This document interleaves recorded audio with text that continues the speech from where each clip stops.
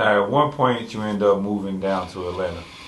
Was that to part of your career, or to kind of get away from, I guess, the street life out here in St. Louis? Well, both. Actually, I always wanted to move down there because the music scene was popping down there. You know what I'm saying? The gang shit was popping in St. Louis. The music shit was popping down there. And I was a rapper, and I wanted to blow, but I never had been past the east side. I never really been past, the east side of St. Louis. All I knew was I never been past the circle for real. The Riverview Circle. All I knew was my hood. But I was out here kicking up dust in the streets. I'm getting in the gang shootouts. I'm going spray painting, crossing niggas' names out on the wall. I'm talking about we really knee deep in this stupid ass shit that we doing. This ignorant fucking shit that we doing. You know what I'm saying? And my mama, I went to my mama and was like, man, this dude, he called me, trying to get me to go to Atlanta. She like, go, get your ass out of here, go to Atlanta. Go, you want some money? What can I do to get your ass out of here? But in my mind, I felt like my mama had a lot to do with it because, with me being a nigga that I was, because I did used to get picked on in the hood for going to school. They'd pick on you for going to school. You know what I'm saying? So I used to get off the bus when I was little, that niggas would pick on me and shit. Schoolboy ass nigga, you know what I'm saying? Before the gangs. You know what I'm saying? And my mama wasn't taking no shit though. She would actually hear them niggas talk. She was like, you think he a punk? Go on check it out, check him out and see if you can whoop his ass. He'll whoop your ass. And my mom would make me fight these niggas. She would make me go with my uncle and make my uncle take me to go fight niggas. You know what I'm saying? So she kind of made me this nigga, you know what I'm saying? But then when I grow up, I created this monster when I tell her, because, the family kind of ashamed of me, like your son of blood, and she was she didn't mean for me to just go that much off on a tangent. She just wanted me to be a tough dude. But, hey, shit, it affected me in the most detrimental way that it could possibly affect me, So, she told me to get the hell on, and she said it'd be a great idea if I get the hell on, and I did. I left, and when I got down there, I saw dude, and he was just way more worse off than I ever dreamed that he would be, and just my compassion for people. When I saw dude, man, I was just like, damn, like he was just covered in dirt, man. When he saw me get off the bus, he ran up to me and hugged me so hard, dog, and wouldn't even let me go. Was crying and shit. Like he just ran up to me and just put his arms around me, bro, and just was crying, and I'm like, this dude really did need to see a familiar face. Like he hugging me, I'm like, dude, I ain't gonna leave you till you good, bro. You know what I'm saying? I'm not gonna leave you till you good, dog. He like, man. But, he was trying to be a man, but he was a kid, bro. You know what I'm saying? We was kids. So, he's 17. Yeah, And, he took me back to the house he was living in, man. He was sleeping on a pile of clothes.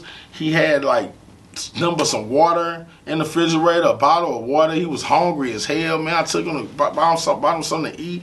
He just inhaled the food. I'm like, damn, dude, I can't. I ain't trying to laugh. He fucked up. Man. He inhaled it, dude, and next thing you know, though, what happened was this is a great turn of events, a crazy ass turn of events, because the money that my mama gave me, the money that I saved, was dwindling over the course of the few weeks that we was down there. And I'm like, damn, something I have to give. It's finna be 2 starving niggas down. You know what I'm saying? Like, I'm gonna have to get a job and take care of her. Like, you my girl, and or something. Like, what the hell? Like, we need to figure out something. It was getting to the point where I was finna start being hungry. You know what I'm saying? He was wearing my clothes. I had enough clothes for both of us. And one day we was hungry as hell, and he was like, man, I'm finna go steal us something to eat, bro. I feel real like this is my fault that I pulled you into this. You know what I'm saying? So we go over to the store. I'm like, man, you ain't got to steal nothing. We'll figure it out. He goes up in the store and he steals a pack of bologna. They catch him. I'm like, damn, they finna extradite this nigga for a pack of bologna. Like, he done played himself off the streets. They know Missouri won't. So the people in the store just felt so bad that he tried to steal the bologna, they just made him apologize. You know what I'm saying? And he was, Yeah. he came out.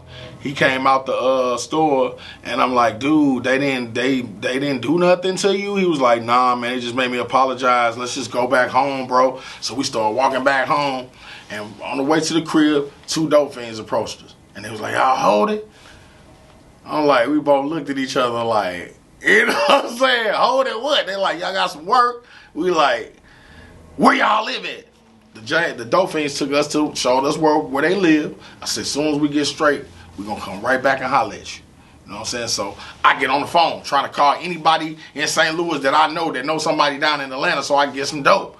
I get in touch with somebody. It's a nigga down there that I knew.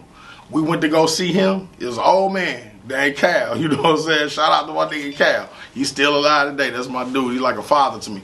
So we went to go. I'm like, Cal down here? I didn't even know he was down there until I reached out to some people, and I had somebody down there that I knew. We went to go holler at him. He hooked us up with this nigga named Dick Dern. Rest in peace, Dern. And Dern sold us some work, and dude, we took off. I'm talking about houses, cars. I'm talking about dog. Me and this dude blew the fuck up. I'm talking about we was on the street called Buford Highway, right next to where the Migos from. The Migos from Gwinnett County. It was a county over from Gwinnett. You know what I'm saying? We was right there in Chamblee. That was like Chamblee Tucker and Buford Highway. Man, it was so much money over there, dude. We got so rich. I'm talking about young niggas. I'm talking about we playing it, having it all way. Having it all way. I'm talking about from nothing to having it completely all way. You know what I'm saying? Yeah. I'm talking about we was down there bowling. You know what I'm talking about?